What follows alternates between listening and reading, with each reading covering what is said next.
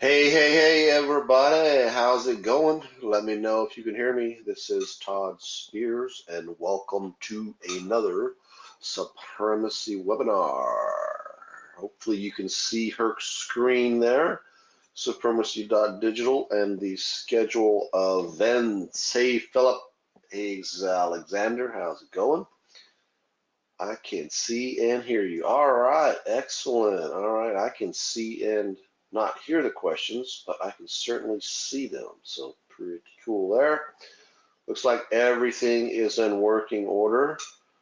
All right, guys, today is just, one of those normal webinars where just ask us anything, and we'll just go down the rabbit hole from there.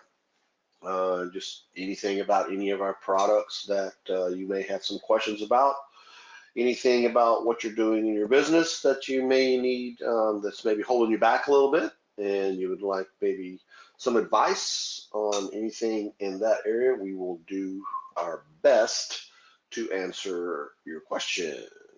All right, so guys, this webinar will be um, FAQ driven, so we're going to be here for as long as you all have questions. So fire them away. I'm sure we can find some things to talk about, and just take it from there. So let me introduce Mr. Herc Magnus. Herc, can you hear me? Yeah, I can hear you. Can everybody hear me okay? Please give me a one. Anybody out there, give me a one. I I'll give you a one. I'll give you a resounding one. If you can hear me, everybody else can hear me. Even though nobody's giving me a one, somebody give me a one. I just want to know that I'm not talking to my computer for no reason, or just me and Todd having a chat on the webinar. We do that a lot, though. We do. We do, so we can just continue our chats as well. There's the one. Thank you, Will. Thank you very much. We actually got a little busy this morning with some meetings, and kind of forgot to send out some notifications this morning, but we just sent out a couple of things here recently, so hopefully we'll get some more folks on here to drop us in some questions. So with that, go ahead and let us know. Hurt, do you have any announcements or anything you would like to make? I guess there's a few things I'll cover. Number one, of course, the schedule events. I'll always load Supremacy Digital webinars with the schedule of events. And Supremacy Digital, in case you don't know, is kind of the holding company of everything that Todd and I own. So SurfTech, AMP, Local, Supremacy Hosting, Keyword, Project Supremacy V2, V3. We are going to be adding Pixel Scout into here. So this whole website, well, let's start with this page. This page is going to list off every webinar that Todd and I have for any reason at all, whether it be a product that you own or not.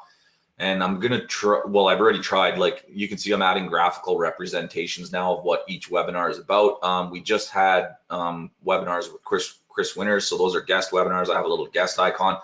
So things are getting better for you guys to understand specifically what each webinar is about. So that's going to be the schedule of events. We'll try our best. I'll try my best to keep this updated. The other thing about Supremacy Digital, if you guys don't have a membership, you can go to supremacy.digital and join. And the nice thing about your membership is that all replays of all product webinars, all guest webinars will be inside your members area along with some free courses. Let me pause this because it autoplays and it messes with my speech here. There we go. You can see here we have all our Supremacy webinars in here. We have all our guest webinars in here. We also have any free course content that we create ourselves. And sometimes we have guests submit free content as well. So we'll put everything in the members area for you guys to access, and it's completely free. There also is a forum in there. It's not very active, but we haven't been working on this too hard, but we will. So all that is there for free at supremacy.digital for you to join. And the nice thing about that is if you guys want to learn about our other products, probably one of the best ways to do it is to watch replays of webinars, training webinars that we have for other products. So you can learn a lot about everything in here. It's our entire software company rolled into one neat, organized place. So the point of today's webinar is really, like Todd said, it's just a general webinar, Supremacy Digital, where you can ask us anything about any of our products. You can ask us anything about your business. We'll do our best to give you answers. And it's really 100% for you guys to take an opportunity to have kind of a one-on-one time with us. So with that said, I guess we'll just get going here. So if you guys have any questions at all, please start typing them in, and I'll just start going down the list, answering the questions. If we run out of questions, then the webinar will end. Like Todd said, it's completely driven by your guys' questions. So let's get started. Randy says, can we receive plugin error notices by email? If so, how? Randy, I would ask which plugin specifically you are talking about. If it is V3, let me log into V3 and I'll show you how you can do that from V3. I'll log into my account.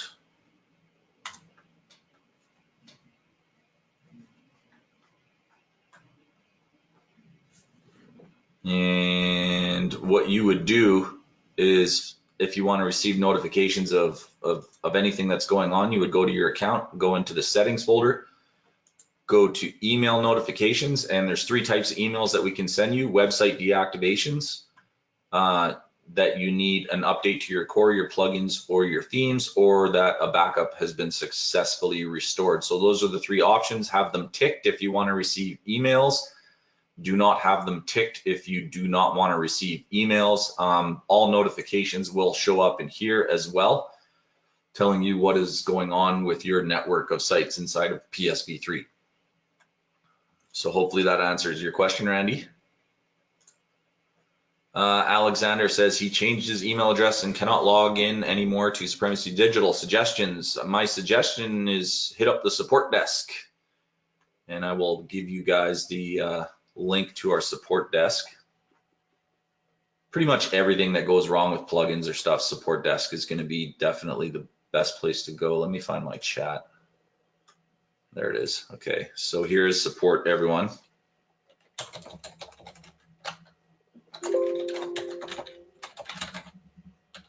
Ooh, make sure I spell it right.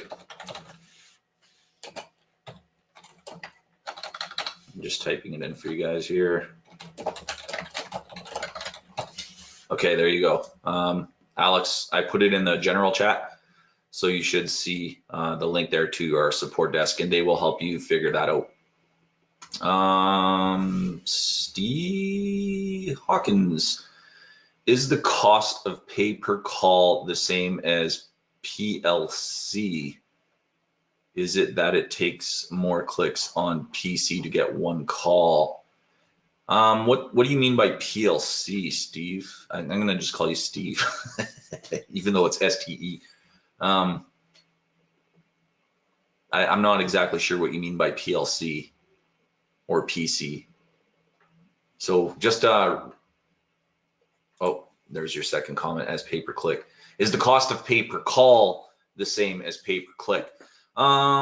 Same keywords, same ad. I don't believe it is. I'm not actually a super pro with pay per call and pay per click. We did just have the webinar series with Chris Winters that actually closes. That offer closes tonight. I can give you that link, and you can watch that or ask your question on the page as well. That would be a great place to ask it, because I'm having their team monitor that page for questions. So here is Chris Winters. He's the guy that's the real pro with pay per call. So there's the link to go to that page, and then Chris or his team would be the best people to ask that question to. So let me just scroll down to the bottom here. And here we have a question box, and David has a question, but it hasn't been answered yet. But I'll make sure to get on the team to make sure those are answered. But that'd be the best place to ask the question for sure. Will, I didn't get chance review webinar 3 from Chris. That'll be posted on that same page that I just gave you the link for. and that'll be after this webinar that I'll post that replay. But really replay 1 and 2 should be enough. Replay 3 was actually just a general Q&A. We didn't really cover anything new. It's just kind of a summation of what we did, so that you should get everything you need from that first webinar. Alexander says some backups in PSV3 happen regularly, others don't. Why not? There could be a million reasons for that, Alexander. Common stuff that we've seen is different hosting accounts, different timeouts, different sizes of backups from different websites. There's all kinds of reasons that backups will behave differently. Typically, the most typical ones though are that, you know, this website is hosted over here, this website's hosted over there, this website's hosted somewhere else, and each of those hosts have different, basically different settings, different rule settings, like I said, like timeouts and sizes and stuff like that. So the best thing to do there is check in with support, have support take a look at it. They'll look at your hosting setups. If you give them your hosting access, they'll look at that stuff for you, because we do want backups to be pretty stable, but it is a tough job just because there's so many hosting environments. Cedric says, hey guys, any news or update on V3? Yeah, actually, am I still in V3? One of the best places to go, I'll start here, I'll tell you what happened recently for updates, but if you guys want to find it out on your own without checking in with Todd or I or asking in the group, what you can always do is go to the news section in V3 and then go to change logs. Every time we make up or release a new version of the plugin, we'll add change logs and a description of what was done. So you can see there's literally hundreds. You can see it's consistently worked on, consistently updated, and you guys can get all the information you want about what's happening with each update. But one of the most recent ones, let me go over to my my dev group here in Skype, because they just released an update today. Dev reports. It was a schema update. We actually scraped the schema database again because I guess some people were asking for new types of schemas. So we did a schema update. So generated new schemas, question and answer pages, stuff like that. Added a new feature in the schema editor that lets users select custom schemas or data types for properties. So I actually haven't had a chance to play with that one yet, but let me just see if I can load one up and see what it looks like. Okay, it's definitely this little box here. So create a custom property data type. So we'll just call it custom data. Okay. Please enter a valid. I'll have to play with this more to see what it is. Let's see if this is maybe local. Yeah, I'll have to get the guys to shoot us a video and we'll release the video. But this little icon here is for somebody must have sent in a support ticket asking for custom properties within a property. So that's what that's about. But what I'll do there is I'll get our dev team to shoot us a video to explain the functionality of this, and then I'll relate it back to the ticket that was submitted of why this is needed or useful, and then we'll release that video to you guys to show you. But yeah, the schema got updated, and question and answer I know got added. So there's question. Let me see if there's anything else new in there. I just did a control F5, which refreshes my cache. So question, let me see if I can find that ticket. Just one sec, guys.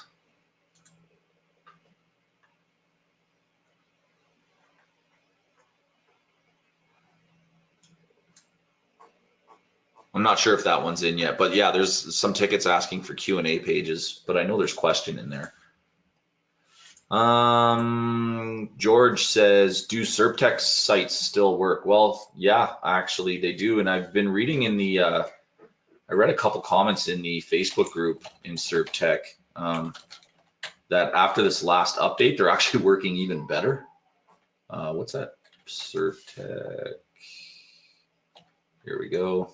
Let me go in the group and show you that. And we'll check one of my sites, my most recent build. I built it back in January just to test things. We'll check on the status of that next and see what it's doing. So here's the private SerpTech group, and I remember seeing this post come up. Oh yeah, it was this one from Matt. How are everyone's builds holding up? Very, very well. Nice boost on page 1. So let's go do a little spying as well on Jason's sites. So he has davismetals.online. So we'll spy on that first. So I'm doing a site search for it. You can see 145 results, Alabama driveway pavers, and we'll just check on a couple results here. So there's Davis Metals right there, number 2. This is pretty recent. You can see March 18th, Mount Pleasant driveway rock. Whoops. Let me back this up.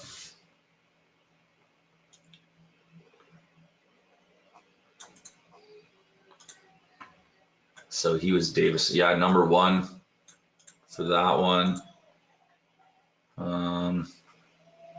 Looks like it's still working. Did I do Alabama driveway pavers? Davis Metals. So number 2 and 3. So yeah, that's still working from his example. A couple more examples that he has. Seems to be like Google is loving relevance, and Matt, I'm ranking sites in incredibly difficult niches from purely on page and schema. So it looks like it's still working. Let's check my site. The last build I did was actually in January, just to check things out again. You can see 2,500 results still there. So we'll do a couple searches. Insect control. So this is in my city of Edmonton. And the site was pest purge, so nothing there. Well, the indexations are great. Mice exterminator and Wetaskiwin. Actually, Wetaskiwin is about an hour and a half for me. There's pest purge right there. There's pest purge right there. So number 4 and 5. So yes, the answer is absolutely yes. It's still working. I think the indexations are what have slowed down. It takes a little bit. There's pest purge there. So yeah, it's like all kinds of page one results. So yes, absolutely, SerpTech is still working. From what we know, the indexations are taking a little bit longer, George. So if you have a little bit of patience, and we've always told people anyways, like SerpTech is a great way to get a lot of rankings out of the box really, really quickly. And you shouldn't ever be focused on a single build. Like you shouldn't build one website and then sit there and obsess over it. The idea is because these sites are so fast to launch, that you should be building multiple sites that you're later looking on to do whatever with, rank and rents or selling the leads or overlaying it to landing pages, whatever it is that you want to do. You know, selling them off to clients, one-time rentals. Well, there's just so many options. But you should be building, not building a site and then sitting there obsessing over it. Take the ones that do well out of the gate, and then those are the ones you can work on a little bit more. The ones that are failing, just chuck them, because literally the domains are super cheap to buy and build. So it looks like it's still working really good. Alexander says, I'm still kind of stuck in my SEO. Last time I asked you about backlink building and you referred me to the webinar collection. The quantity of trainings is overwhelming. How can I be sure that the content of your training regarding backlink building is still valid today in this rapidly changing SEO environment? I'm at the point where I have lots of SerpTech sites, but without, well, let me ask you something, Alex. I'll finish your question. Without wanting to hit a nerve, I still have no clue which backlink training to watch first for generating safe and fast results. How much of the training did you watch? Like if you get there and you're like, oh, I'm overwhelmed. I mean, did you actually watch any of it? Did you get any nuggets at all from the stuff that you did watch? You know what I mean? Because I mean, backlink building, there was the buckets built. There's so many ways to do backlink building, and backlinks is a big topic, Alex. And I understand that. If you want to be real safe with your SerpTech sites, you can build social profiles on all the main social sites around it, and then build backlinks to those. If you want to rent backlinks in Supremacy Digital, even in this course right here. This is a great course if you haven't read it or gone through it, Alex, and everyone else. The rank and rent method course, because it talks a lot about backlinking, right? So go through and read the bit about rank with PBN links, step 8 and step 9 in anchor text safety. And then these two people are guys that if you want to buy backlinks and just see, there's two ways to do things. You could spend time investing in your education and learning what makes a good link and how to go get those links for yourself and how to control them. And that's basically building a private blog network, right? Where you're buying I don't recommend wholeheartedly expired domains. They still work for some people. I prefer auction domains. They're a little more expensive, but a lot more powerful. You can spend the time to educate yourself on that so that you can control things. And then when you do go buy links, you know what you're buying. Or if you want to shortcut it, obviously shortcuts come at a cost. You're trading, the time that you would spend learning for, I'm just going to give you money because you're a pro and you do my linking for me. So you buy a service from someone like this is Mark Luckenbaugh's service from the local client takeover group, Web 20 Ranker, and then Patrick Babakananian at Serp Champion. Both these guys do link rentals or PBNs. So there's kind of two options there. One, learn. Two, take the shortcut, buy it, and use it that way. Second question from Alex is also, what budget per site is necessary for my game with SEO to get my sites ranked? To give you an example, I have applied Ranking Factory, which took a long time, to some of my global affiliate builds, but no improvement in ranking. So that's another kind of, nobody likes these answers because they want hard answers, like how many links and how long is it going to take me to rank for this keyword or whatever. But none of these things are, and this is really one of the complicated parts about ranking with sites. There are no hard answers. There are no definites. There are no black and whites. It's all gray area. It depends on the keyword. It depends on the competition. It depends on how well your site is optimized. It depends on the anchor text that you're sending in from your backlinks. It depends on the quality of your backlinks, and all those things work together, right, to rank your site. So really what you should be doing, if you want to know what it really, really, truly takes to rank a site on the first page of Google, you have to go to Google and look at the sites that are ranking, right? So like, for instance, I'll go back to the site that this whole rank and rent training is based on, and it's pool resurfacing Phoenix, right? So I'll do a search for this keyword, right?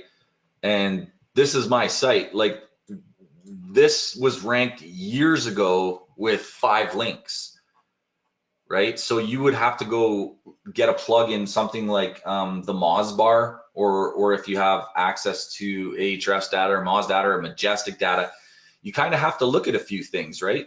So let me open up this in a side window.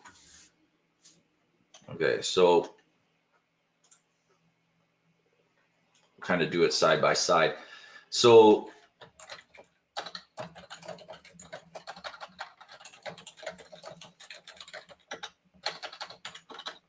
the first thing you want to do is do the search in Google for that keyword, right? Because you need to study a few things. So don't worry about these auto frickin' things. You have to study the on-page factors, right? And the on-page factors are title, description, URL, and H1. Those are the basics, okay? And those will never change. And well, I can't say never, but those have been the basics of on-page SEO for a very, very long time, and they really haven't changed much. So you have to go look, okay? So pool resurfacing keyword, the #1 ranked site has the word pool resurfacing Phoenix.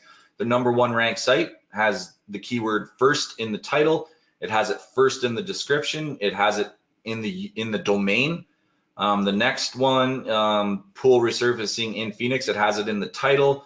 It has it in the URL. It has it in the description. The next one, pool resurfacing Phoenix, once again, super aggressive in the title, in the domain, but as a broad, not in the description.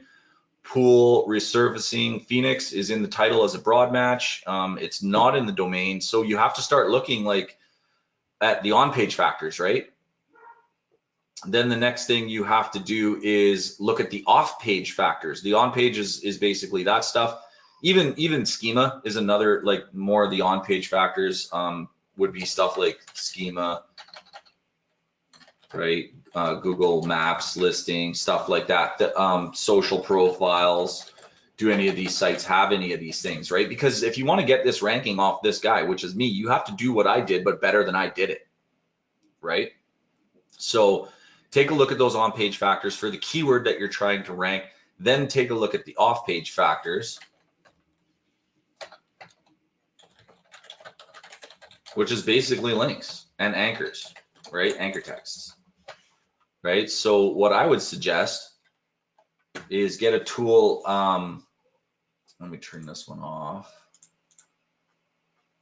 and turn this one on. So something like Mozbar or Ahrefs bar or any of those. And even the free version will give you like a basic amount of information. Okay, so now that it's turned on, we'll refresh this. Okay, and then you can start getting information about the on-page factors of each of these sites. Should be logged in here. Let's just do this. Let it load.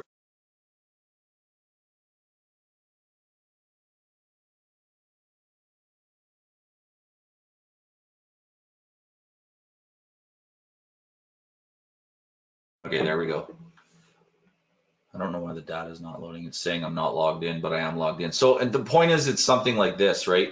And it'll tell you what the page authority and the domain authority is and how many links that these guys have coming into the site, right? For each example. And stuff with like a really high domain authority, which Yelp would be a high domain authority, typically means it's a big ass site. But the stuff with the page authority means it's a very relevant site with very relevant links coming in. So you kind of have to start modeling. So that's kind of analyzing the off-page factors, and you have to do it better than the people who are ranking both sides. You have to do the on-page better and you have to do the off-page better, right? I really want this to load just so we can see it.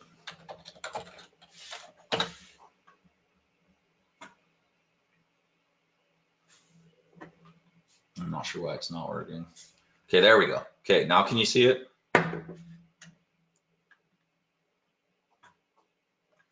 So here's the top results, right? So this guy has 52 links pointing in, page authority of 17 and a domain authority of 9. Really not an authoritative domain, but the links are what's ranking this site, okay? You can see as an extreme opposite example, the domain authority of Yelp is huge, right? Everybody knows Yelp. It's got a domain authority of 94. The page authority is 45 somehow.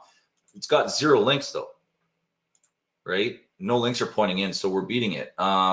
This next guy, domain authority 6, 0 links. Well, we're beating him there, no problem.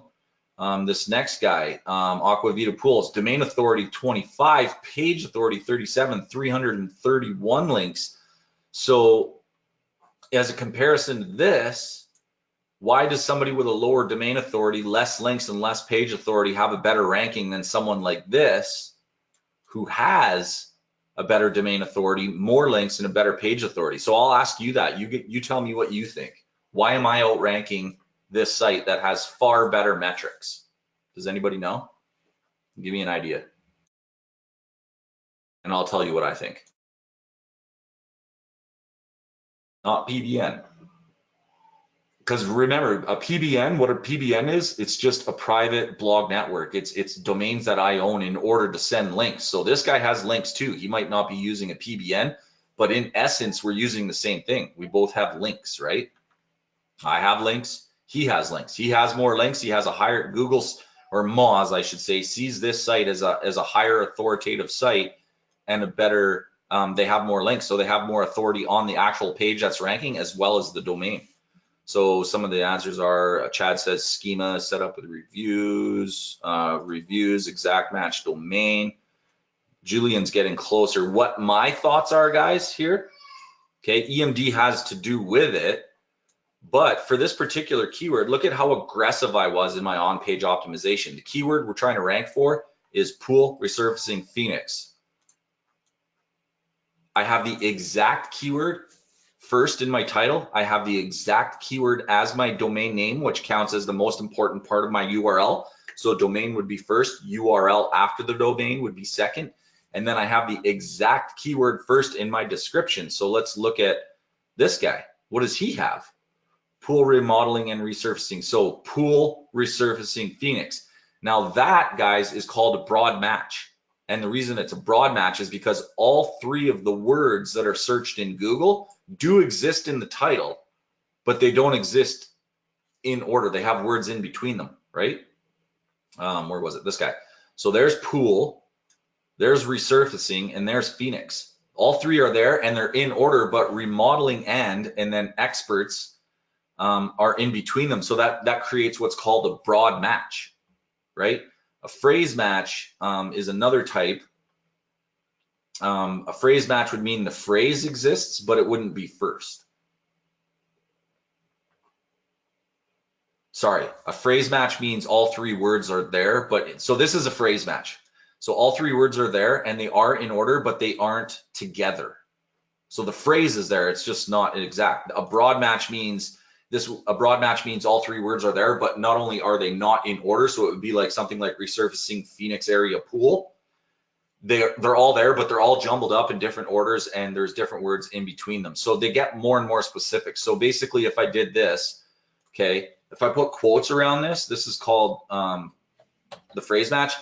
It must have the words pool, resurfacing, Phoenix in order with no stop words in the middle. And I put it in quotes, okay? I show up number 1. Now this guy shows up number 2 because pool resurfacing is in the title. Oh, that's actually still me. Pool resurfacing experts, he has it in the title. So that's there. The reason that guy is, I'm outranking that guy and with a 1/6 of the links, 1/2 of the authority, not even half, way less than that, is because I'm doing better on-page optimization than he is. This guy, if he wanted to beat me, all he'd have to do is update his on-page optimization to at least match mine, right? If he's looked at this page and said, oh my God, this guy's keyword is there, and there, first, and if he had this data, he probably doesn't because we're SEOs, so we know how to look at these tools. He could just change his title and his change his description. He could probably take me out just by making tweaks to his page. Does that make sense, Alex? So what we're doing is looking at everything. How can I rank for this keyword? Well, go look at the people who are ranking for the keyword. Look at the whole first page and start putting those things together. And start taking notes and then do what they do, but do it better. And just like things like Yelp. Okay, why is Yelp ranking, right? Why is Yelp ranking? Well, number 1, the domain authority. Google's always going to favor big sites like Yelp and stuff like that because they just have huge domain authority, right? Page authority is the actual page that's ranking. So that's pretty high. And they got there with 0 links. I'm assuming Majestic just can't find them or something. It seems weird to me that they'd have a high page authority, but they don't have any found links. So you might want to look at another tool like Ahrefs or something. But then the combination of pool resurfacing in Phoenix, pool resurfacing Phoenix, pool resurfacing in Phoenix, their on-page optimization isn't as good as mine, but it's better than theirs. And then they have the domain authority and page authority to help boost them up. So do you kind of see how it's not one thing that makes you rank in Google? It's a culmination of all things, right? And then the very, very last thing that we haven't really looked at, and I'll use Ahrefs to show you this on the free side, is the actual text, the anchor text that are being used inside the links. Those also make a difference, right? So I'm going to sign in. We'll take some free data. No. Why do you want to log me in with Facebook? Sign in. Okay. So what we're going to do is we're actually going to look at my site, which is ranking, which is covered exactly how I did it in this guide in Supremacy Digital, the rank and rent. It's literally how I chose the keyword, how I built the site, how I built the links, everything. In Ahrefs, we're going to look at that site. We're going to see what they see. Oh, does that Ahrefs not give free data anymore? Here we go, Site Explorer. Okay, so they don't, I guess. So we're going to go to Majestic instead. Different tool, same kind of idea.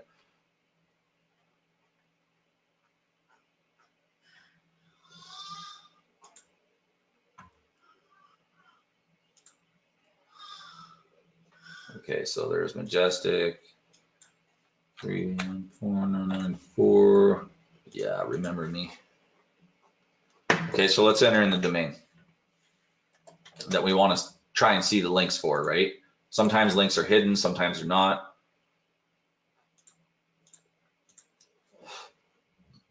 Okay, so these guys are seeing quite a few links. It's kind of awesome. I didn't build this many links. That's the other thing. When I built this site, I only built a few links. So what then we would do is go to backlinks, right? We want to see, like, remember, we're looking at what are the anchor texts. So the number one most powerful site linking to that site is Fluoride Journal, and the anchor text is Pool Resurfacing Phoenix. Pretty damn close, right? Then the number two most powerful link this site has is from a site Usenet2, Phoenix Pool Cleaners. Then we have one from Invest Gazetta, which is a domain pointing to the repair page. Then we have Taxgaga going to resurface. Then we have Sussex and Culinar, and you can go down and look at their links, okay, and see what kind of links they have, what the anchor texts are that they're using, right? You can even go to this tab, anchor text, and get a kind of an idea of all the anchor texts that are being used. So this anchor text, poolresurfacingphoenix.com, is just a URL link, and you can see 2 domains are referring it, right? And I have 7 links referring that way. This one is linking to the page, poolresurfacingphoenix.com/repair.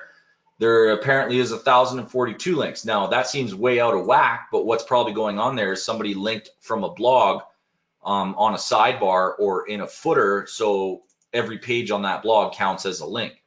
The next one is another URL to another page. Then we have services for cleaning pools in Phoenix. So you start getting, as you dig deeper and you start doing research, you start understanding what it's going to take, right, to rank or outrank the site that's got the number 1 position. Now for a SERP tech site, because I know you mentioned SERP tech back there, you literally can't do that for every single keyword on your SERP tech site, right? Because I know we're trying to rank for like 300-400 keywords at a time. So what I suggest you do is find out, well, there's a couple things you can do. Number 1, with SERP tech sites, just start building links into your category pages. And that's what that's going to do, is it's going to raise your page authority and your domain authority. So for instance, if we go to that site, okay, this is my last SERP tech build that I did, pestpurge.pro. It's for like insect pest control. And these are the categories. What I would do is start building links into this page, one of the category pages. We teach this in the SERP tech replays. And the reason why you would link to this page first is because this page, right, links into all the other posts within the category. So let me scroll down. So all these posts down here, right? It's kind of like when Google Spider bot visits this page, they're going to follow every link, and this page links to all the other important pages really, really well, right? The tags, the next page, the categories, the other posts. So they'll index every page. But the point with backlinking is when you backlink to this page, that backlink juice is also going to spread to all the other pages. So link to your category pages. And the reason you want to do that with SERP tech builds is because it gives your page an initial boost of 1, domain authority, and 2, page authority to this page. Now, if you're worried about ranking for a specific keyword with a SERP tech site, go find the post or page that has the keyword and the proper on-page elements, right?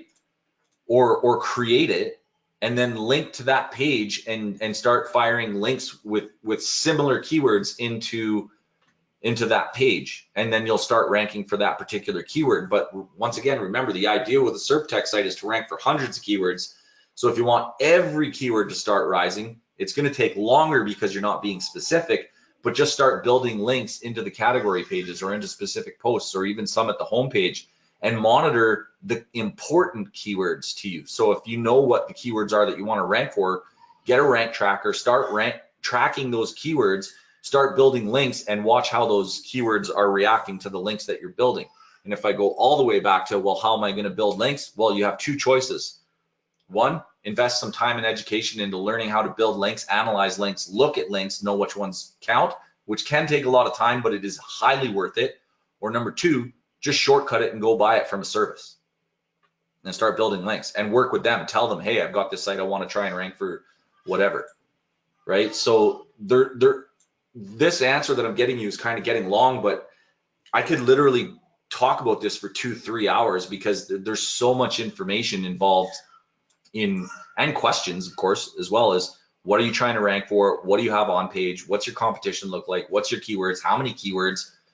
So it kind of becomes a bigger and bigger thing. The more layers you peel back, it becomes a bigger thing. So I think the thing to do is just really slow down, take a breath, and watch as much training as you can, right? I'd recommend watching, go read the Rank and Rent course again, specifically the backlink things. There was the Herc Magnus videos that I sent to you guys, talking about how to buy links. It's worth watching just to help with your education for learning how to understand what a powerful domain looks like versus what a spammy domain looks like. Where is it? This one. Okay, start with this video. I'll put this in here. That's another good place to research. Go into Supremacy Digital, go to webinars,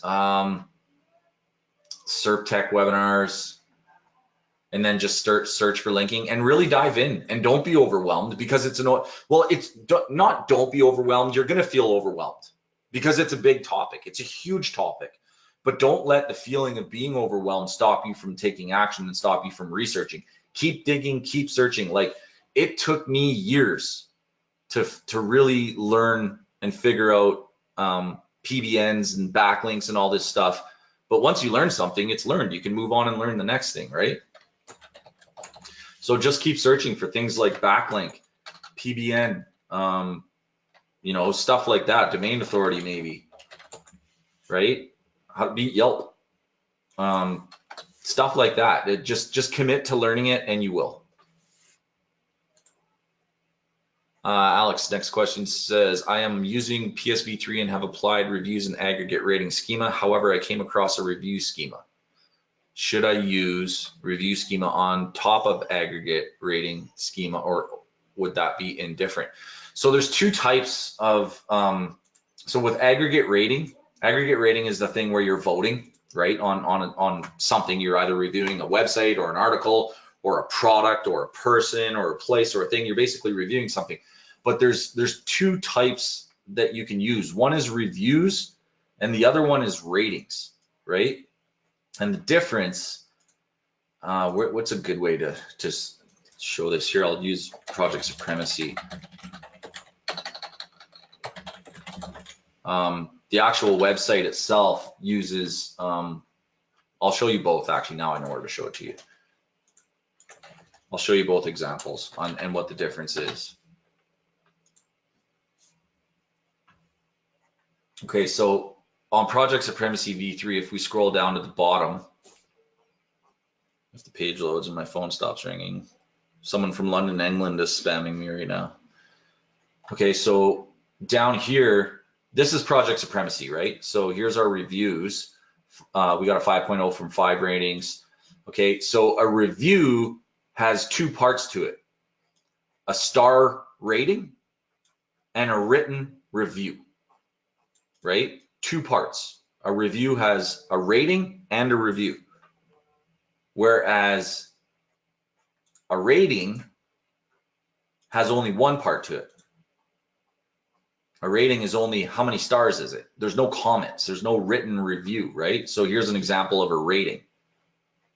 right? Where all they're doing is leaving a star rating.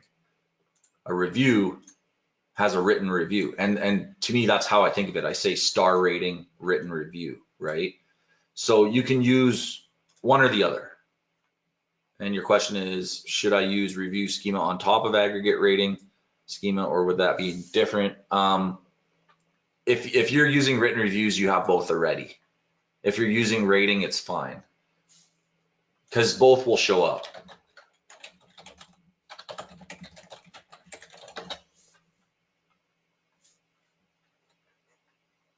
It shows up in Google. Actually, a good way to how to learn to fly guitar tabs. This is I see it more often than something like this. So like I'm looking for how to play this song by Foo Fighters or whatever, and we see these stars, and it always shows up like this: rating 4.2, 12 reviews. No, it's actually not there. Ratings. You can kind of tell the difference when you go and see the page actually. So you can actually click the rating and just say how much you like it. Where is it? It's somewhere on this page, I'm sure.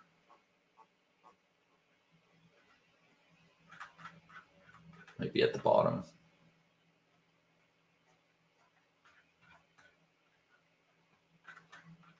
Whoop, was that it? Did I just scroll by it? Here it is. Okay, please rate this tab. That's it. It's just star rating, right? So I'll give it a 4 out of 5. Now it'll update the thing, and that's what this is counting. It's giving a rating based on how many people click those stars. Star rating, written review, right?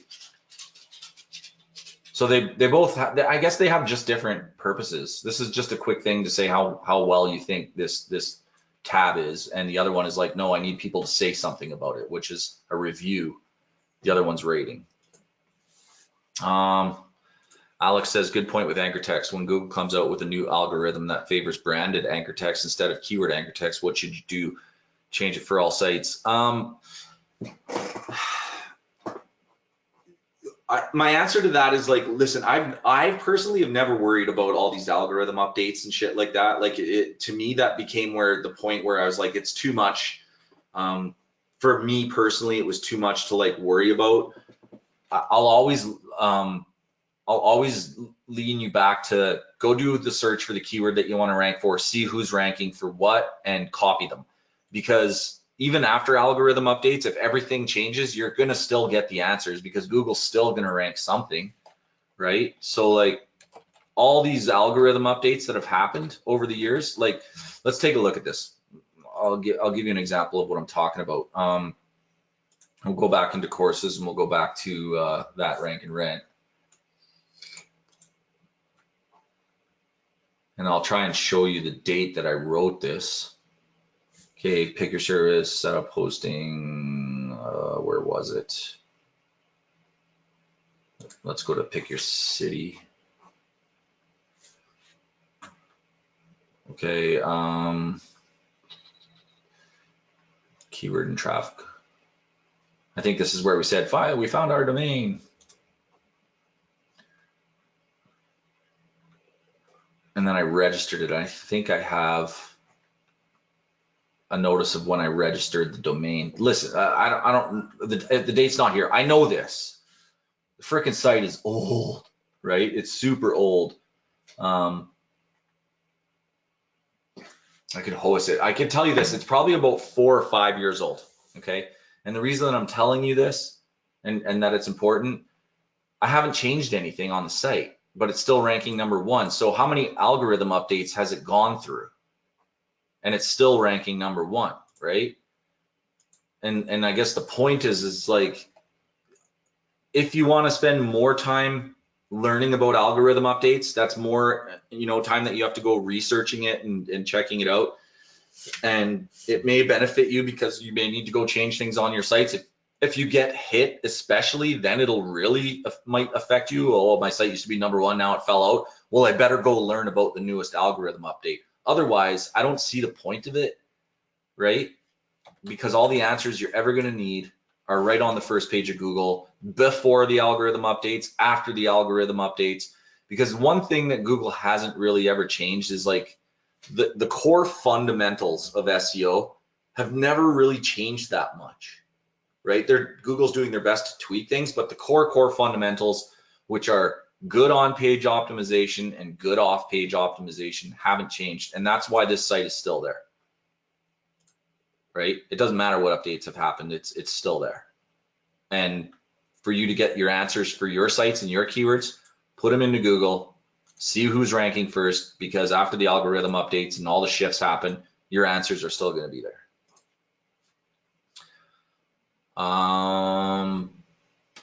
George says, SERP sites, do we need to use an indexing tool? If so, which one do you recommend?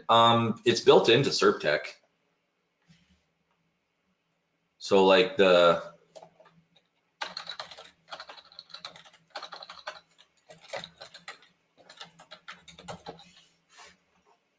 it's basically a video sitemap, right? So didn't we just do this and it was 2,500 2 seconds ago? That's funny.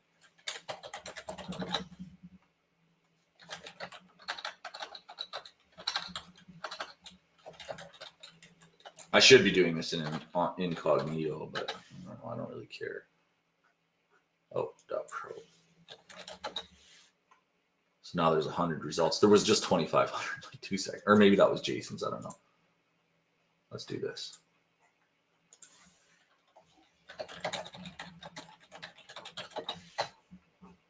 Okay, so maybe something just happened just now, but you guys saw a little while ago there was a lot. But anyways, the indexations of this are done inside of SERP.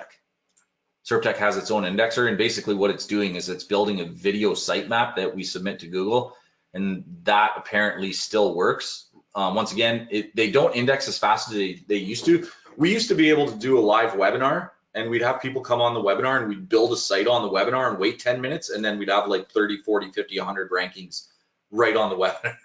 It was insanely good. But Google's changed that. So we roll with the punches, right? The product still works. It just takes a little longer to get sites indexed. So if we go into the site, or I'll show you 2 places to find that information. We'll go into Supremacy Webinars for SERP. And you guys might get sick of me showing you how to use the search function, but there's new people on the webinars all the time, and really it's the easiest thing for you guys to do. I'll still cover it on the webinar what to do, but I'll show you though. Okay, so let's indexer. So these videos, watch these ones especially, because I think this is all from the same webinar. Yeah, you can see it starts at 64 minutes and 18 seconds and goes to like 67 minutes and 51 seconds. So this little stretch of webinar talks about my indexing settings, but all of these are worth watching, right? Like this one, I remember, once stabilized, turn off the auto indexer and index manually, because there's a setting in the indexer where you can say, you know, continually update the index and stuff like that, but I don't think that's a good thing to do. If your site stalls out or if it doesn't index, you can go manually run it again. So George, that indexer is built into SERP. These videos will give you a lot more detail than I'm about to on the indexer, but I'll show it to you really quickly right now as well.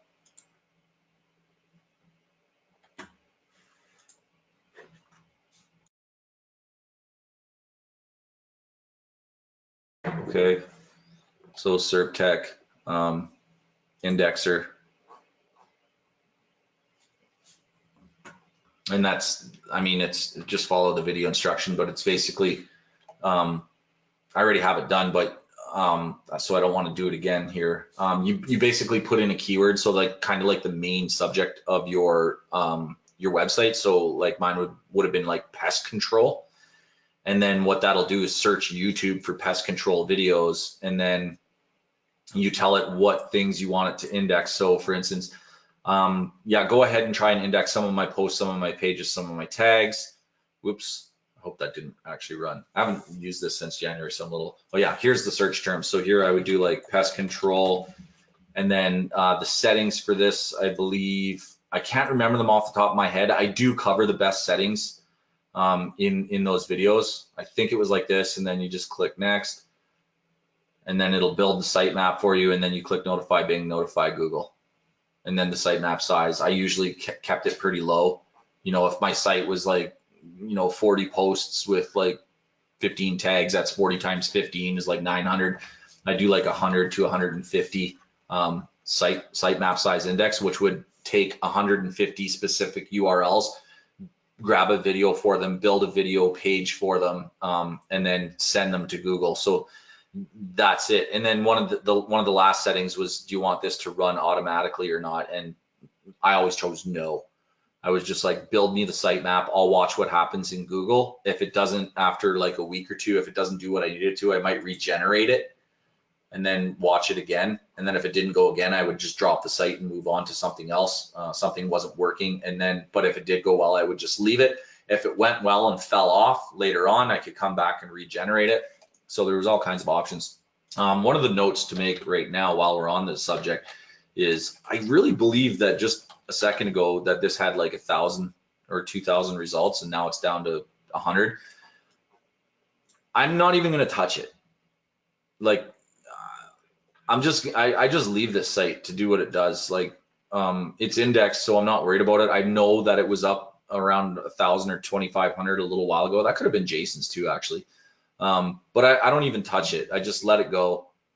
It's still ranking, so I don't really see any problems with it. Another thing you can do to check the health of this site, and I do this for PBNs a lot, when I want to check the health of a domain as according to Google, what I do is go into, don't sign in, sign out of Google or use an incognito, right? Go to google.com NCR, which NCR means no country redirect. And then I would do 3 things or 4 things. So first I would check, is the site indexed? Okay, and this is typically what I did for domains that I wanted to buy to use for my PBNs, but you can also do this for SERP sites to give you an idea of how healthy is it in Google, is it penalized, and at which point is it penalized. So number 1, pestpurge.pro. This is just, is it indexed? There you go. There's, see now in incognito, it's back up to 2,500 results, which is why I don't really concern myself too much with what's showing in Google. So I'm glad I saw that. So number 1, is it indexed? Yes, it is. Okay, so next, number 2, how well does the domain rank when I search for the domain? Okay, and I'll repeat that. How well does the domain rank when I search for the domain? It ranks really well. So you can see pestpurge.po, pestpurge. So I've got the entire first page. So there's no issue on that level of search. The next thing I do is I take out the period, okay, which means I'm now doing, I'm not doing a domain name search, I'm doing a keyword search, but it is a keyword that literally copies the domain. Does it rank well for that? Yes, it does. It shows up number 1, number 2, number 3, number 4. So it shows up in the first 4, but then you see other sites start ranking, whereas before I had the first, I had the whole first page, right? Now the last thing is taking out the extension. Now it's a pure keyword, but it's still not, like pest purge is 2 words, but I'm going to search for it as 1. Okay, if you show up number 1, I'm showing up number 3. This is an extremely healthy site. Okay, this isn't a real word, right? But Google's suggesting the real word, but it is the domain, and I'm showing up number 3. So I'm very happy with that. If it was number 1, I'd be even happier. And this applies to both SERP sites and domains that you want to buy. So the final thing is I want to search for the real actual keyword pest purge spelled right with spaces. Now, if you show up number 1 there, you're balling, right? If you show up on the first page, you're balling. This domain is healthy. This domain has no penalties, no objections. Google loves it, right? So those 4 checks are great to do for PBNs, for SERP sites to check. It's really telling you, how healthy is your site. So I'll do this again for you. I'll make this bigger too. Let's do this. Okay, so steps to check if a site is healthy in Google. 1, search domain.com. Okay. 2, search domain. I shouldn't put that in brackets, but don't actually use the brackets. I'm going to take those out of there because that's phrase matching in Google. So number 1, search domain.com. Number 2, search domain.com without the period, right? Number 3, search domain as a keyword. Oh, I hate this frickin' autocorrect shit.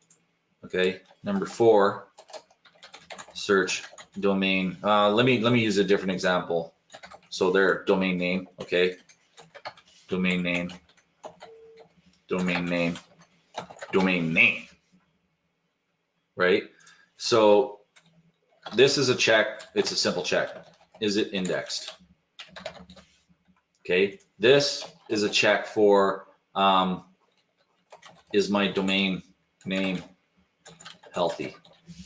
Right.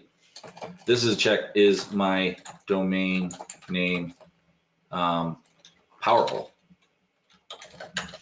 Like if it shows up, then this is the answer if it shows up. So search domain.com. If it shows up, it's indexed. That's great. Okay. Next, search domain name com without the period. That's telling you, is your domain name healthy? Does it have any penalties against it? It won't show up in this style of search. If you have like a penalty or something unnatural happening and Google doesn't like it, it won't even show up here. So is it healthy on this search? Number 3, search domain name, remove the .com or .org or .net extension. Okay, is my domain name powerful? Okay, and this is where you're starting to get in as keyword searches. This is still a keyword, but you're kind of signaling to Google, you know, put the .com in there. It'll give me some information, right? This one is more pure of a keyword search, not quite, because your domain name might be like, you know, chickenpox solutions or chickenpox remedies, something like that. Chickenpox remedies is 3 words, but you're going to search it as 1 word, which is really checking your domain name. So is your domain name powerful?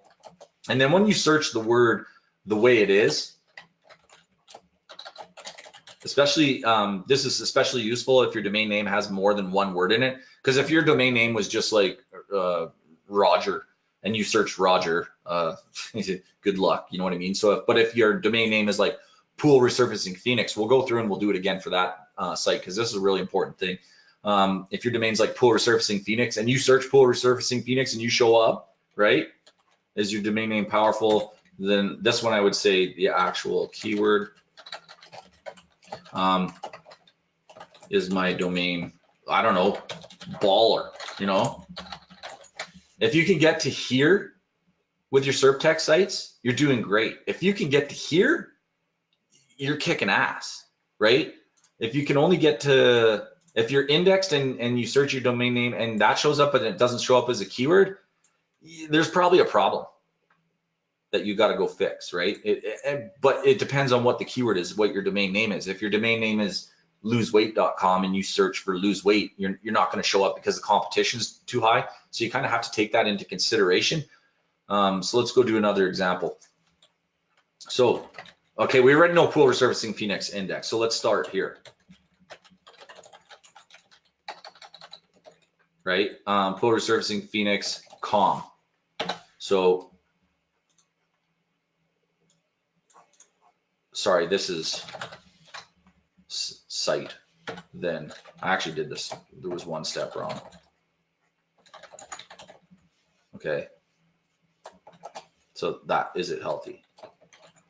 So site first tells you if it's indexed. Well, this will too, actually, so ignore that. If you search the actual domain name and it shows up, it's obviously indexed, okay? So start, sorry, if you search the actual domain name, so pool resurfacing, and it shows up, it's healthy. Now next we remove the period, still showing up number 1. So now this is kind of a keyword, suggesting I'm looking for this keyword on a .com site. Yes, take out the .com. I'm just kind of looking for this brand or keyword, okay? So it says showing results for this. Instead, I want to see results for the actual shit.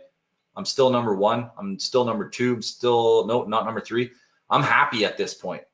Now, there, now I'm baller, right?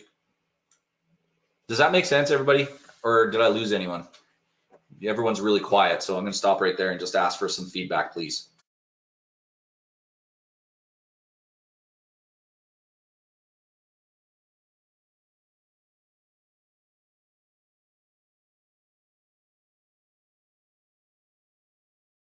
Alex says good stuff. Keep going. Anybody else out there? Okay.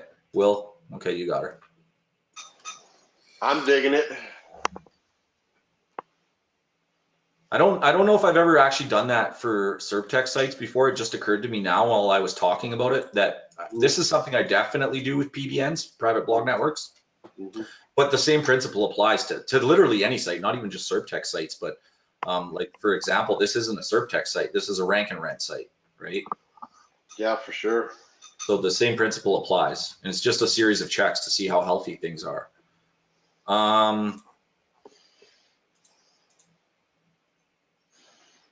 Alex, last question, would it be worth the effort to add the review schema? Depends on the situation. Once again, I think I already kind of covered it, but rating schema is for star ratings only. Review schema is when you need the written review. So both are effective. It's just dependent on what your objective is. And by the way, that pool resurfacing Phoenix site, I don't even know if I have schema on that. I mean, that would be another badass on-page thing I could do to it. Well, it's the homepage that's ranking, but you can't get star ratings on home pages. But if I had an internal page that was ranking really well, I could put schema on the other page, on the internal page, and get it ranking for that, or showing up star ratings. So like, let's say pool service. So this other page here. So here's pool service Phoenix. Let's go see if I'm ranking for that. I don't think I am, but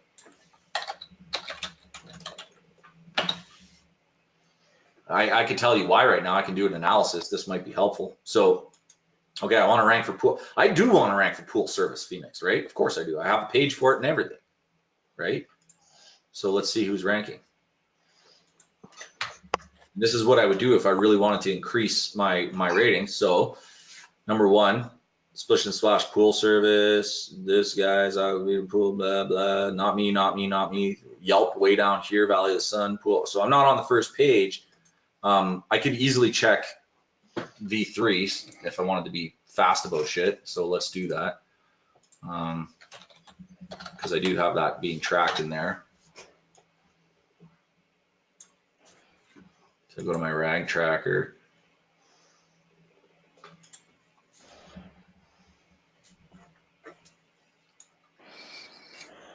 And then we're going to search for pool re. Oops, not with a hyphen, just pool re. So here's my rankings for things. So pool tile cleaning, the next best ranking I have is showing us 40. So pool tile cleaning Phoenix. So let's look at it from this keyword, right? Look at pool service Phoenix, 1,600 searches a month, right? Oh yeah, I want to rank for that, right? Pool service Phoenix, let's do that. And this is the page I'd want to rank for it too. So let's do an analysis in Google for the keyword that I want to rank for. Okay, pool service Phoenix. Let's turn back on Mozbar because there's information that I definitely need.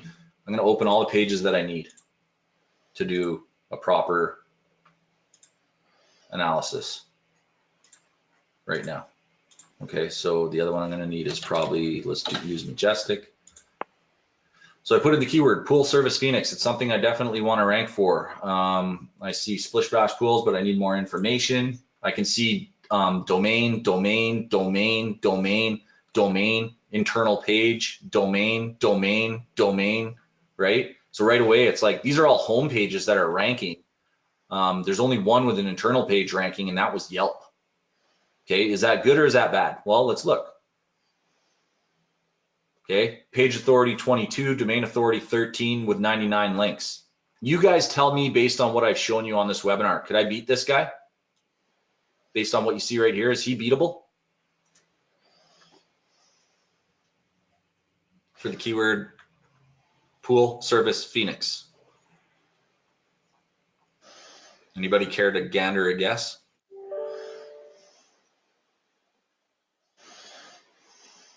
He's beatable. He is beatable. Okay, 99 links. You guys remember the other site?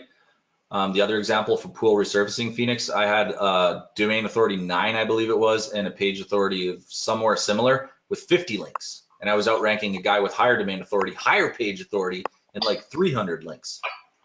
Right away, I could tell he's beatable.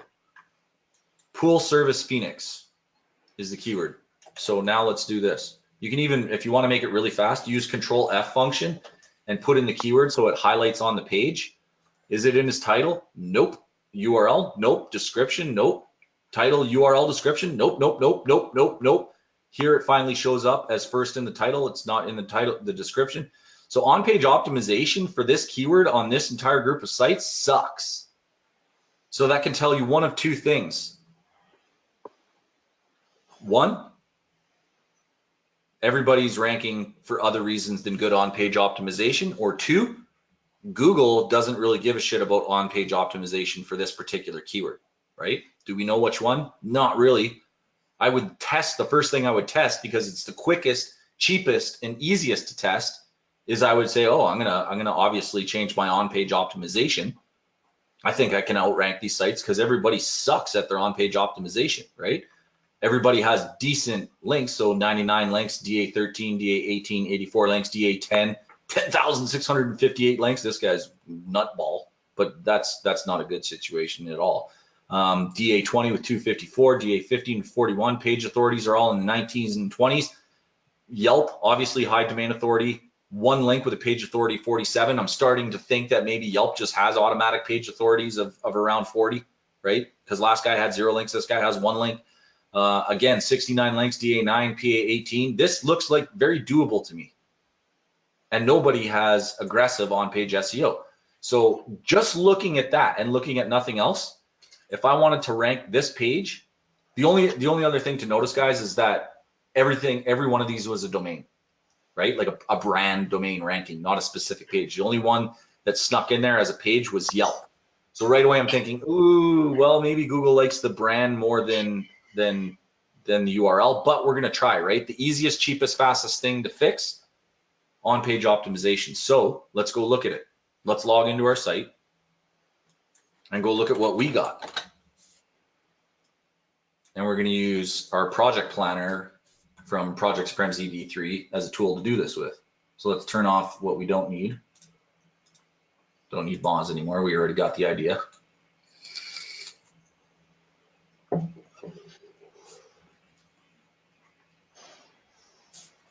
So we're gonna go to V3. I'm gonna go to project management because I'm assuming, actually, I don't think I built a project for this site back then. So we're gonna look though. Just loading, taking a second. Unless I need an update. So let's check if I need an update first. And these are all, and watching me work is how you guys should be. You might pick up some tips. So I'm going to check if there's an update for this plugin. It's already on the latest version. Okay, I'm going to go back to my project manager. There's no update needed. This might be a bug because it's not loading, which really sucks because I really want to show this to you guys.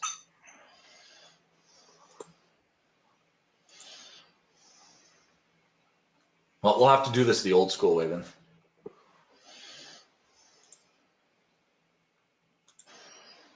Let's see if that works. No, there's a bug. Ooh, that'll be fixed. Okay, we'll do it the old school way, guys. I'm going to go back to that page.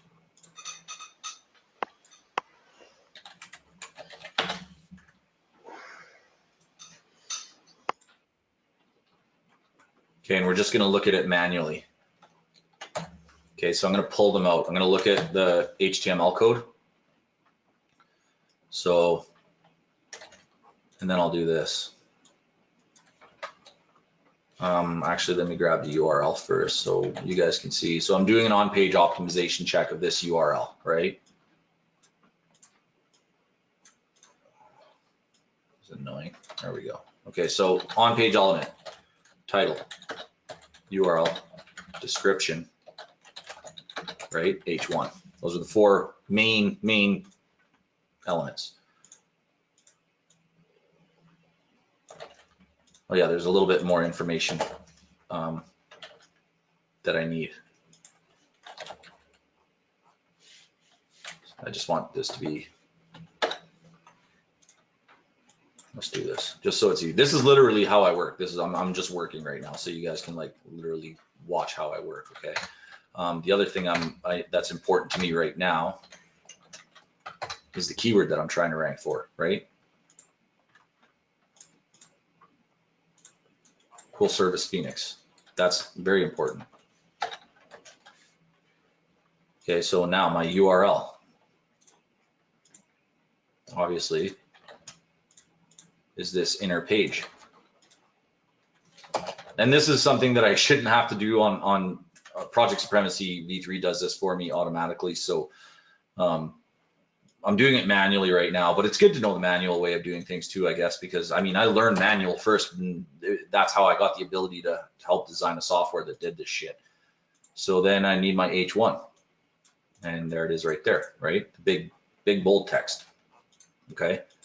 So these are the things that, and then let's get this back to Times Newsroom and back to default colors, automatic. Okay, I don't know, it's actually pulling in an H1, if you're retarded. Okay, sorry. Let's go back to 14 or whatever it was, 12. Okay, so now let's look at this, okay? So here's the keyword I wanna rank for, full service Phoenix. So I have it in my title first. Then I have pool resurfacing Phoenix, repairs, cleaning, maintenance. I kind of have, okay, one thing I say to do when you properly optimize a page, never repeat a keyword. It's just a waste. You can see Phoenix is repeated. So this is poorly optimized title. It's really bad, actually. My URL, pool resurfacing Phoenix service. The keyword is pool service Phoenix. So I have pool, I have service, and I have Phoenix. So I mean, ultimately, the keyword I would want to have in the URL is pool, service, and Phoenix. But when I look at the top 10, nobody else has it. So and they are all domains ranking. So it's kind of okay. You don't want to repeat keywords in your title. You don't want to repeat keywords in your URL. You can in your description. You shouldn't in your H1. So this URL is probably the best I'm going to be able to do for this keyword, pool, service, Phoenix, because there's pool, there's service, there's Phoenix. That's a broad match. It's not great, meaning all three keywords are there, but they have words in the middle and they're not in order. So it's not the greatest optimization. If I wanted to get aggressive, okay, I could over optimize, right? That would be called over optimized because I'm repeating the word here and here. And you can see my title is already over optimized, but I'm not ranking. So that could be a reason why. Could also be backlinks. Okay, my description, super aggressive again, right? And then pool needs, I could change this to like, we specialize in servicing your pool's needs in the Phoenix area. Phoenix is in there, Phoenix is in there. So it's quite aggressive, right? Do you guys see that? How it's quite aggressive for that keyword. And then none of these are even remotely aggressive. So maybe I need to lay off, right? And this is kind of like, I don't know the answer. Like this is where you start, this is why I'm showing you guys this. You need to look at things and you need to get a lot of data, and then you need to make, what's the word? A thesis or whatever, like on the data that you see. You need to come up with a conclusion for your data and be like, okay, these are the things I need to try.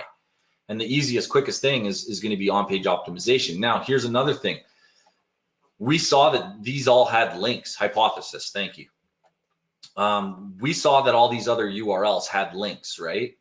So we need to know what kind of links do we have on the page we're trying to rank, right?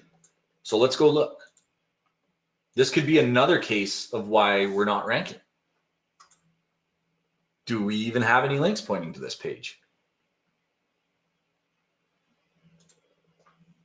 Doesn't look like it. There's another huge indication of why this page not be ranking. This specific page is number one, poorly optimized, And number 2 doesn't seem to have any real links. It's got a couple links. Okay, there you go.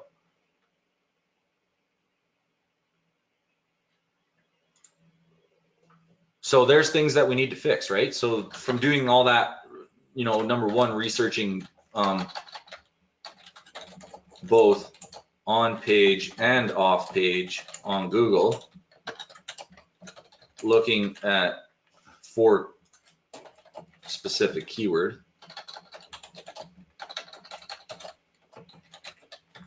right? Looking at current URL we want to rank on page and off page, right? Analysis. And then 3, come up with, Alex, hypothesis of what's missing,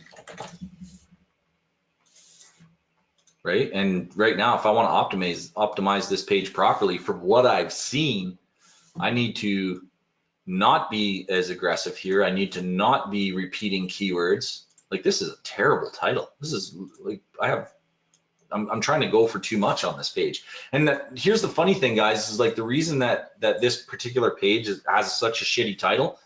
I wasn't that great at optimizing as good as I am now. I understand a lot more, and I never got to optimize this page. The other page, okay, the one that is ranking. So let's do this whole case study again for another URL that is ranking and kind of compare the two.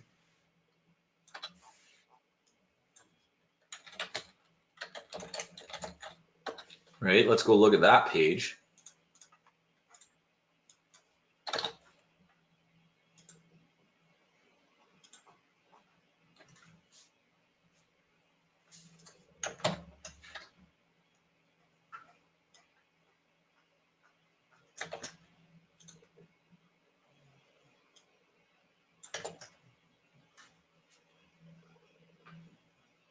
This is a shitty title too, to be honest. Right, URL's great, and it happens to be a brand.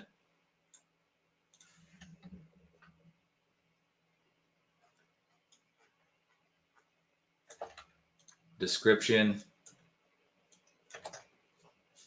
Let's read the thing, and then the H1. Let's go look at the H1.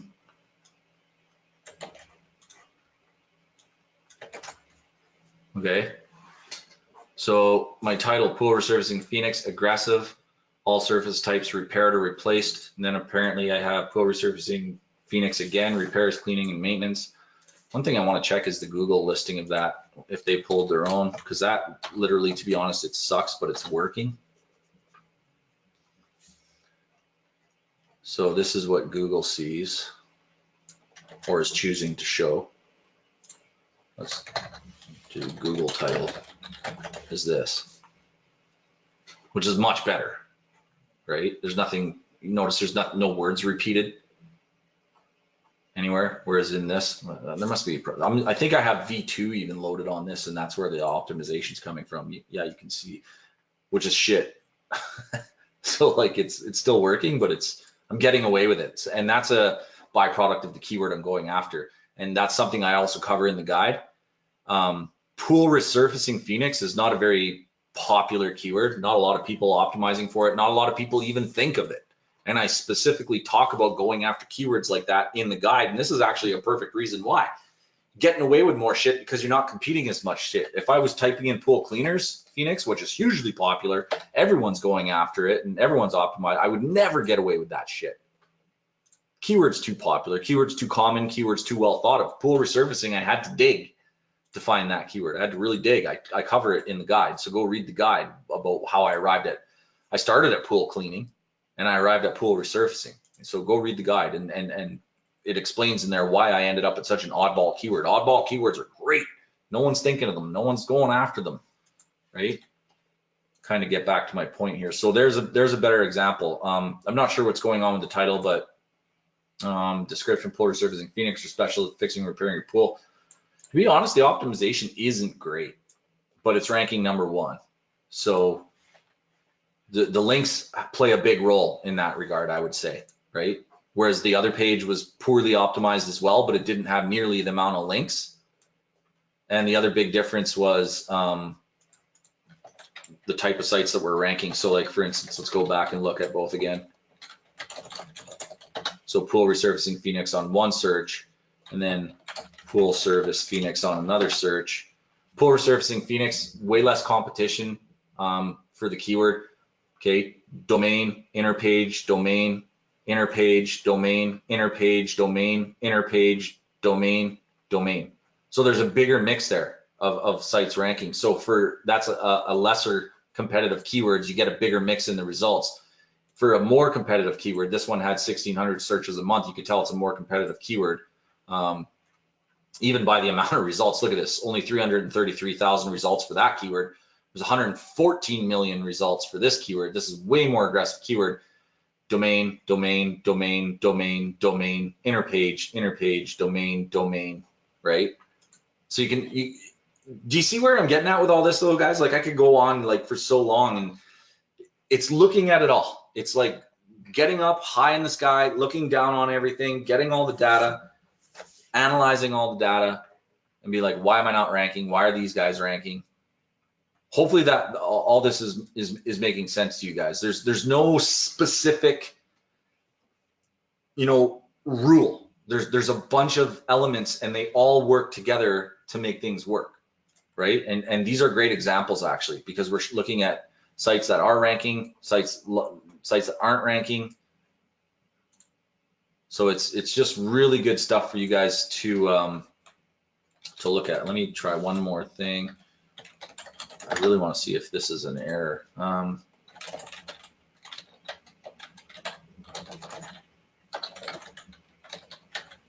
plugin error, so I'm going to check another site, because the project planner, guys, is so helpful with doing that. Instead of doing what I did here, it loads all this up for you for every page on your site, and you look at it all in one place, including the keywords and the competition that I was doing manually. So I'm really glad that I did that manually, because you guys will start getting an idea of why was the project planner created. Well, it was to aid in doing shit like this. This takes too much time and too much work to do, and I have to do it page for page. But with the project planner, I load everything into one dashboard. I could see it all at once, right? And that's part of Project Supremacy V3 thing. So it's the other one didn't load, so it's obviously something's causing a blockage here. Wait, let me do one more thing. Let me do this. I'm going to deactivate V2. I have a suspicion that V2 might be messing around. Uh-oh, that's my baby. Mama's phone though. Let's do, this is how old this site is too, guys. Like, Project Supremacy V2 is still on it, whereas V3 is on it, but V2 is kind of there too. Let's try that. But as an example, okay, on a different site, printer repair Edmonton.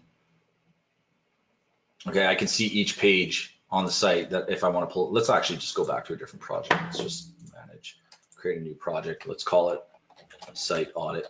Okay, if I really quickly wanted to audit a website that I have existing, I'm like, okay, I need to audit my site and see what the hell's going on. What kind of shithead optimization am I doing here? So what I'm going to do is I'm going to, where is it? Generate groups from existing pages or posts. Okay, and I'm going to, usually when I build sites, I build pages, but this is really old. So here we go. I don't care about the privacy and the contact pages, but I do care about these pages. They're what I'm trying to rank for. So I'm going to create groups from those pages, right? And then I'm going to go actions, expand all. And then right away, you can see I don't have any titles or descriptions set for this site. So that's not a great example. But if I did, this is what I would pull up for each page on that audit, right? It would show me what I currently have for title, description, and H1. And then if I wanted to include the keywords that I'm trying to rank for this page, well, then I can just go add new keywords, printer repair, Edmonton, repair, printer, Edmonton, shit like that, right? Add the keywords to that group. And that's just a signification or a notification to me, like this page, I want to try and rank for these keywords. So then I can go select the two keywords, whoops, and then say, okay, give me the volume and CPC for this keywords, select both keywords again, and say, give me the keyword competition metrics, which is the broad phrase in title and in URL match, which are those numbers that we were looking at on Google, right? When I was searching for like pool resurfacing Phoenix, and I showed you one had 333,000 results, right? Oh, pool has a lot, obviously. Oh my God, pop-ups, give me a life. Okay, 374,000 results. That's the broad match. If I put it in quotes, meaning that something has to show up with these 3 words in that order, it's going to drop down quite a bit. So 20,000 results. Now I want to check if that phrase is in the title.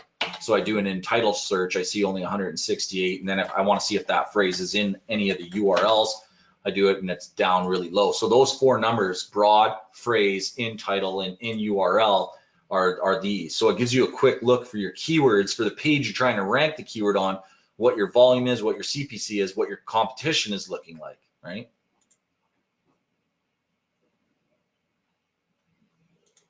So instead of doing this. But it's good to know how to do this. So let me just close that.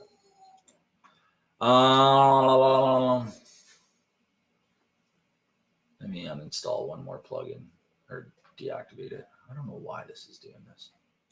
While I'm doing this, guys, shit, we've been on 90 minutes, which is pretty quick, right? Anybody have any more questions about anything they've just seen or anything else? Oh, wait. Got a client whose GMB is suspended. Will Project Supremacy still be effective on his site? I can't really answer that one. I don't know, Paul. I don't know why it's suspended. We just had a guy, actually, Todd and I were on a meeting that he was talking about suspensions of GMB profiles, and Google's like calling the numbers to see if they're getting the right information. So just based on what he said, I don't know if this is, I'm not real pro in GMB. The number that you have for your GMB, make sure the person answering the phone is matching the information that's on the GMB. That might help. He has a software that helps automate it, but that might be it. Then Paul asked, what specifically helps rank out SERP tech sites, PBNs, citations? Well, Paul, are you still on this webinar? Just type in yes if you're still here and listening. Doesn't say he's left. I know. Okay. I just want to make sure you're paying attention though. So I kind of teach a man to fish kind of theory, right? So you're asking what specifically helps rank SERP tech sites? The thing that specifically helps rank SERP tech sites is the thing that Google is showing you that's ranking other sites for those specific keywords. So if you do a search for a keyword that you want to rank and you can tell that guy's got a lot of citations, well, it's citations that's helping rank that keyword for that site. So you guys have to not think so grand, not the word I'm looking for. Everything depends. It's not like PBNs are going to help rank SERP tech sites or citations are going to help rank SERP tech sites. Yes, they probably will. But are those the ingredient that's needed to bake your cake? Is that the right ingredient? And the only way to find out is to go search Google and get the answers specifically from the horse's mouth. You might be wasting your time building citations, right? You might be wasting your time building PBNs, right? So, but the way to go look is definitely look at Google. Still new to ranking. Okay, my bad. Sorry. Good thing you asked. But this webinar is great for you. I think this webinar is an amazing one for you to really help look at things, you know, and how to understand things. Because I'll say this, guys, one of the best pieces of advice I got in my whole SEO career was very, very early on. It was from Alex Becker. And what he said that really stuck with me is he's like, it's not the individual items that you really need to understand first. It's the 360-degree view or the 30,000-foot view that you need to try to understand first before you start looking at the individual things and learning at them. So like for instance, you don't need to know the details of a PBN to understand what a PBN is used for. It's very, very easy to find out what's a PBN for. Well, it's meant for building links. So you don't need to know about hosting requirements and how to analyze a PBN. You don't need to know about any of that shit at first. You have to understand what a PBN is used for and why it's important. And the same thing about citations, the same thing about social profiles. Once you understand what those ingredients or those items are used for, then you have the ability to go and look at a page and see that those things are in use in order to get a ranking. So for like pool resurfacing Phoenix, we could see, okay, the things that were in use there were good on-page optimization and some PBNs.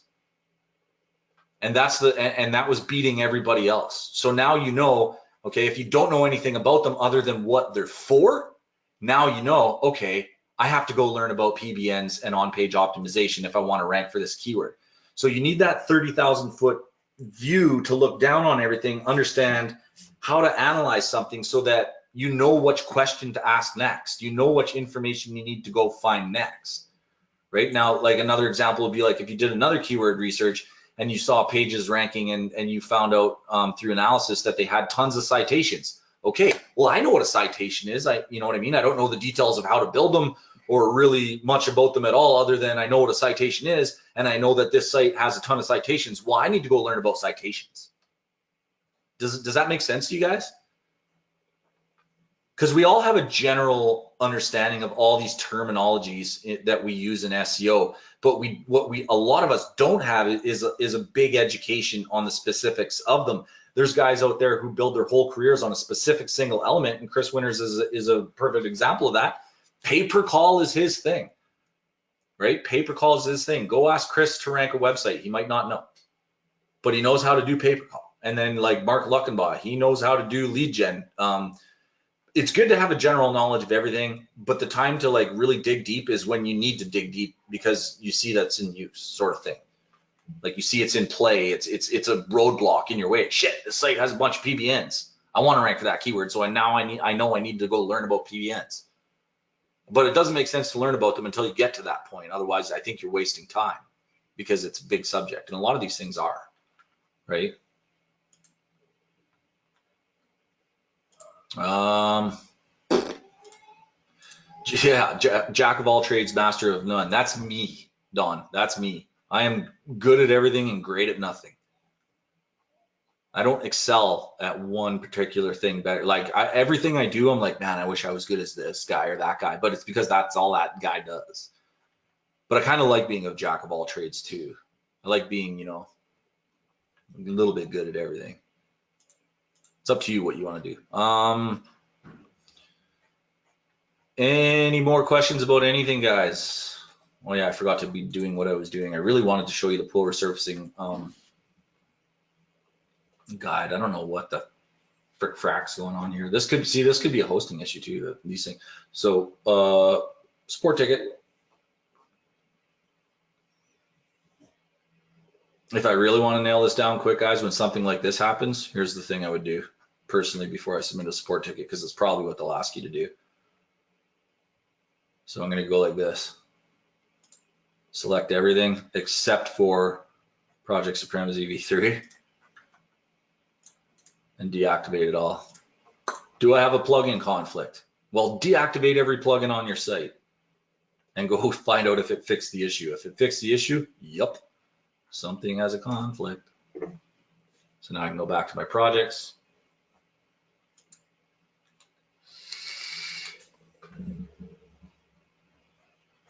Still spinning, don't have a plugin conflict. Must be a hosting, but that's a quick way to check. It's kind of side shit, but I don't know. Sometimes it helps for you guys to see how other people work, and that's how I work.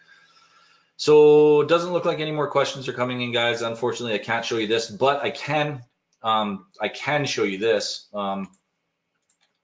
In Supremacy Digital, if you go to the members area, and I think this would be good for everybody that is enjoying today's content on the webinar, and you go to webinars. Hey there, this is Hurt Magnus, and welcome inside your members area of Supremacy Digital. I'm gonna take that off autoplay. Go into projects, webinars, Supremacy webinars, Project Supremacy v3, and this is the keyword that you guys want to type in: project planner. Okay, if you really enjoyed on-page optimization stuff today and stuff like that, you're gonna want to watch everything and anything you can where I'm teaching you guys how to use that project planner, because that is the tool of all tools when it comes to on-page optimization and getting it done efficiently and quickly. just spend an evening going through this shit and watching it all and learning how to use it, because it's going to save you a ton of time. It's going to make you better at on-page optimization. It'll get your job. It's the right tool for the job. You know what I mean?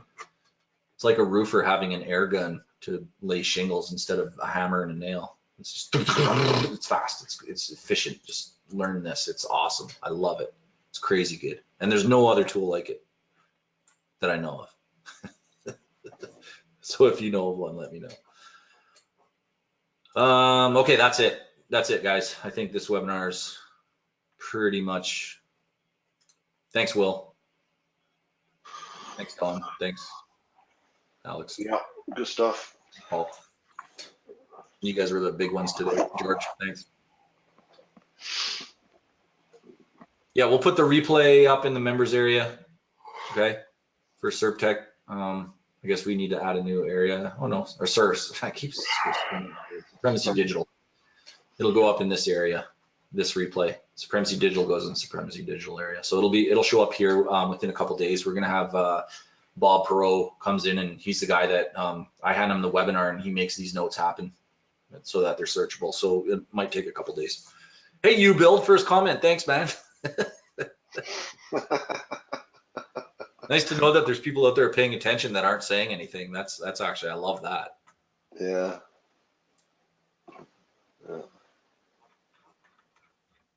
lot of SerpTech going on. That's cool. Yeah, this is a great webinar, actually. This turned out awesome. Yeah. But let's end it there so we get a replay out.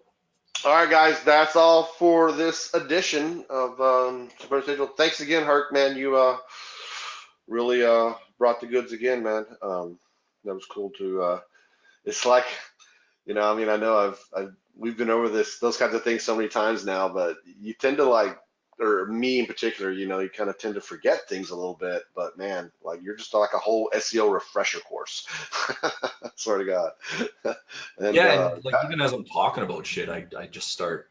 Yeah, and things start coming back to you, right? Oh yeah, this and that and that. Yeah, that's what was going on in my brain too. And really cool stuff, guys. So anyway, good stuff today. Thanks for everybody that's joining us, and I'm sure we will do this again another time. Just check the schedule. We will try to send out the notifications a little bit earlier than we did today. We just got sidetracked this morning and kind of forgot about it. But thanks for everyone that showed up, and we will see you next time. Have a great week. Bye, y'all. Bye-bye.